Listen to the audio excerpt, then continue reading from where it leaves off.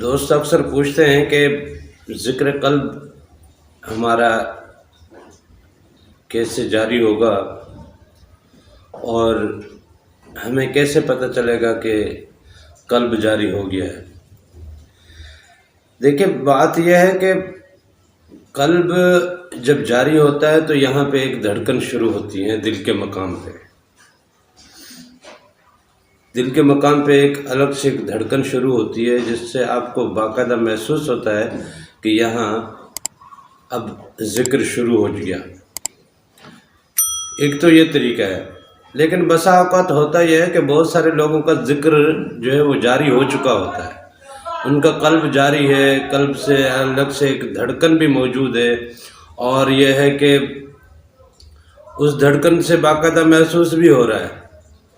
لیکن اس کی سب سے بڑی نشانی یہ ہے، آپ کا قلب اگر جاری ہے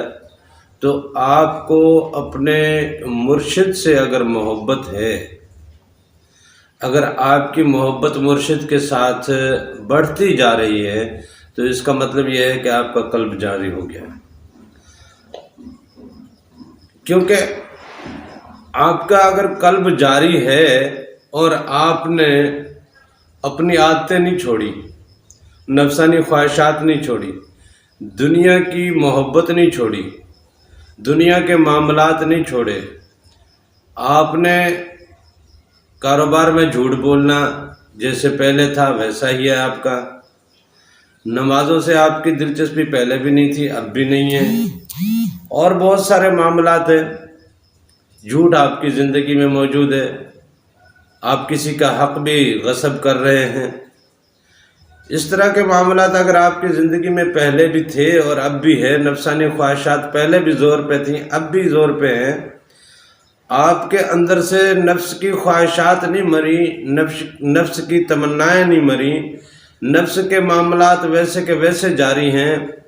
تو اس کا مطلب یہ ہے کہ اگر دل جاری ہو بھی گیا ہے تو وہ حقیقت میں آپ کو فیض نہیں دے سکتا، کیونکہ ابلیس کی زندگی ساری اللہ کے ذکر میں جاری رہی ہے نا، عزازیل کی،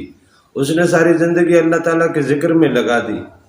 ایک عرصے تک، ایک ٹھیک ٹھاک مدت تک وہ فرشتوں کے سردار کی حیثیت سے بھی جناب ڈیوٹیاں سر انجام دیتا رہا۔ دنیا کے تمام معاملات، اس وقت کے تمام معاملات اللہ تعالیٰ کے حضور سے عزازیل کو ملتے تھے، پھر عزازیل فرشتوں تک جناب ان احکامات کو پہنچاتے تھے کہ یہ کرنا ہے، یہ کرنا ہے، یہ کرنا ہے۔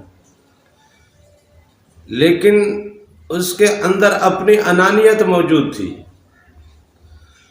انانیت اگر آپ میں بھی موجود ہے تو آپ کے قلب کے اس ذکر کا کوئی فائض آپ کو نہیں ملنے والا۔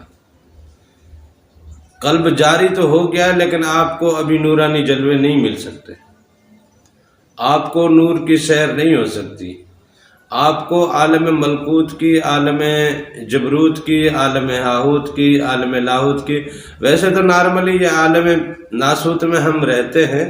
ہماری پرواز جو ہے وہ عالم ملکوت اور عالم جبروت تک نارملی ہوتی ہے، لیکن اس سے آگے کی جو ہے معاملات وہ پھر جو ہے وہ خدائی منازل ہیں، وہ اللہ کی قدرت کے جہان ہیں، وہ اللہ تعالیٰ کی ذات اور صفات کے جہان ہیں، اللہ تعالیٰ کے راز و نیاز کے جہان ہیں، اللہ تعالیٰ کے سر اور اسرار کے جہان ہیں، وہ خاص جہان ہے، وہاں مخلوق ایسے نہیں جا سکتی، وہاں تک مخلوق ایسے نہیں جا سکتی۔ وہ جب تک عالم جبروت میں وہ حضور نبی کریم صلی اللہ علیہ وسلم کی صحبت میں جب پرواز کی طاقت کے قابل نہیں ہوتا، اور پھر حضور نبی کریم صلی اللہ علیہ وسلم کا طفل نوری اپنی صحبت سے اس کو آگے کی سیر پہ نہیں لے کے جاتا، اس کو آگے کی سیر فی الحال ملتی نہیں ہے۔ لیکن یہ ہے کہ قلب تو جاری اس کا یہاں پہ ہو گیا ہے اور باقاعدہ دھڑکن بھی اس کو سنائی دے رہی ہے، لیکن یہ تمام معاملات اس کے ساتھ ہونے نہیں ہیں۔ عالم ملکوت کی سیر بھی اس کو نہیں ہونی ہے، عالم جبروت کی سیر بھی اس کو نہیں ہونی، حضور نبی کریم صلی اللہ علیہ وسلم کی محفل بھی اس کو نہیں ملنی ہے۔ اس کی وجہ یہی ہے کہ یہ ابھی ٹھیک سے اس نے اپنے اندر میں اپنے مرشد کی محبت کو نہیں بٹھایا، کیونکہ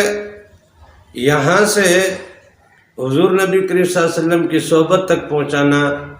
یہ جو بیچ کا وسیلہ ہے، یہ ایک استاد، ایک رہنما کی صورت میں ہوگا۔